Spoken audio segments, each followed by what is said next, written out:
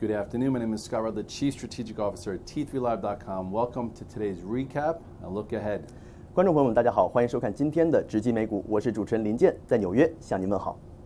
周四美股全线下跌，金融板块虽然有所上扬，但是在科技板块的拖累之下，大盘持续的走低。昨天晚间，美联储公布了银行压力测试结果，所有参与压力测试结果的34家提供金融服务的企业全部通过了测试，这也就意味着他们可以执行向股东返还资本的计划。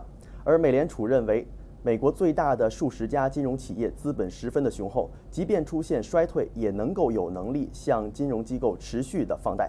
受此影响，欧亚以及美股当中的金融板块持续上涨，但是科技股表现不佳，拖累了大盘。其中 Facebook、Amazon、Netflix 以及谷歌母公司 Alphabet 下跌幅度均超过1.5%。而今天公布的经济数据可谓好坏参半。一方面，美国劳工统计局公布的上周首申失业金人数达到了24.4万人，高于预期的24万人。而另一方面，美国一季度的 GDP 增幅由1.2%上修为1.4%。而纵观全球，亚洲股市高开高收。而欧洲股市受到了欧元上涨的影响而承压下跌。好的，更多的消息，让我们来听一下今天的交易员访谈。Hi Scott, the U.S. stock falls on Thursday, and we have been gone through the big ups and big downs recently. So, what do you think of the stock today?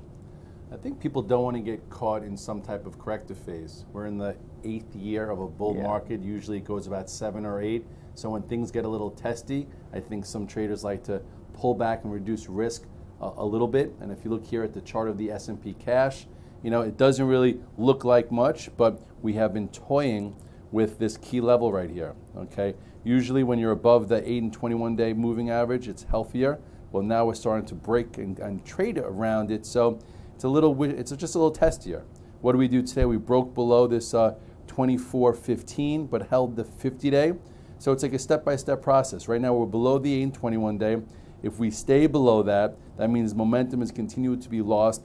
First time we hit the 50 day, typically you bounce off it. The next time we hit it, we might not be as bouncy. If you look at the weekly chart, because this tells you a short-term picture, you know, the market's come a long way. So with that being said, look where we are up here. So if we happen to get our first 5, 10, 15% correction, active traders don't want to be caught. At this point, we're still trending here. So if this is your bigger picture shot, but if we happen to break this spot, you know what? There's definitely some room to the downside, and the last thing you want to do is be caught if you're actively looking for P&L and cash flow. Actually, today there are some strong gains from big banks. Well, would you like to share some stock on your watch list? Well, you know, the banks are stronger usually when you have a hawkish Fed, and it seems like the central bankers around the world are saying they want to be more hawkish. We've basically seen, you know, good action from the banks, and then the stress test was solid, right? 34 banks all passed, are now able to do dividends, and they're all able to buy back stocks. So they could have a bid, and if the banks stay strong, it'll be hard for the markets to correct a little bit further. If you look here at the XLF it's had a big move already. This is your weekly chart.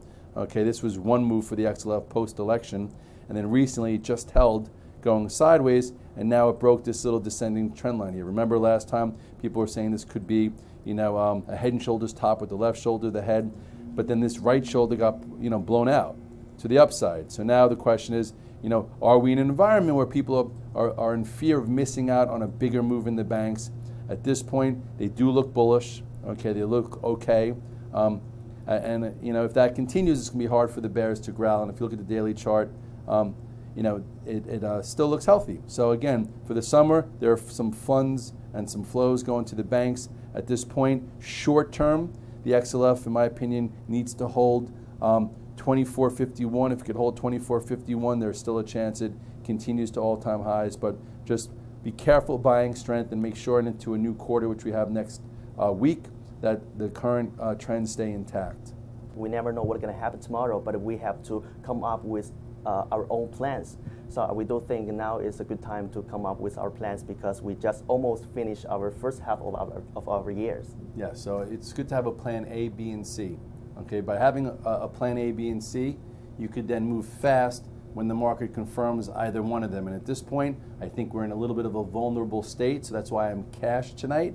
So this way I could maybe play versus today's low, or if we bounce, maybe sell into a bounce if resistance comes into play until we get more clarity on what the summer trend will be come July and August. So for now, I would just be light, less long, less short if you're active, but if you are a long-term investor, stay the course. This too shall pass. Have a monthly plan. Okay, that's all we have today.好的，感谢您的收看，感谢 Scott 精彩点评，我们下期再见。